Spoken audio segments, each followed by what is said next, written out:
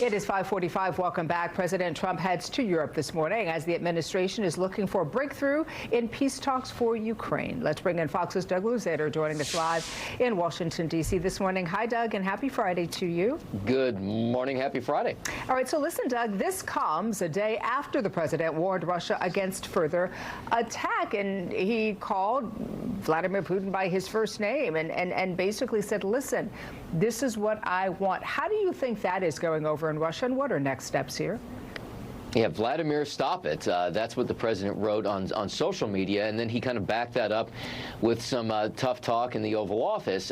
But it's not clear if that's really going to have much of an impact on what Russia decides to do here. Is Russia simply buying time, or is it really interested in coming to terms with Ukraine? That's been the question looming over all of this, as the U.S. has really been trying to push this peace plan, because this peace plan is very favorable to Russia in that Russia gets to essentially keep all of the gains that they have won through the course of this war, including Crimea, which goes back to, 2014.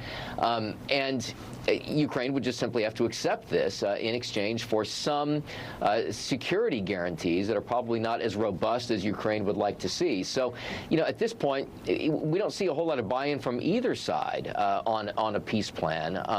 But the efforts are going to continue even as frustration mounts within the administration. So it is going to continue. And as you said, it seems more geared towards Russia than it does towards Ukraine. And so Ukraine's position, talk to me very quickly about what that is, and are they going to have to kind of accept what's given to them? Yeah, I mean, it really depends on what would happen to U.S. support. The administration has indicated that this may be kind of a final chance to get to a U.S. brokered deal. And if it doesn't work and the administration kind of throws in the towel on working out a peace plan, then will we continue to support Ukraine militarily? And if we don't, then would Europe, for instance, be able to step in to the point where Ukraine would still be able to defend itself to one degree or another against Russia? These are all great unknowns here. The president certainly, portrays himself as a deal maker. This is going to be a real test to see if he can make a deal happen between Russia and Ukraine. Let's talk a little bit about Iran, because Iran and the United States also set to begin negotiations about Iran's nuclear program. That's right. And, President Trump was certainly critical of previous administrations, including specifically the Obama administration, for trying to hammer out a deal with Iran that President Trump thought was too favorable to Iran. So now, we're kind of back to the table with them.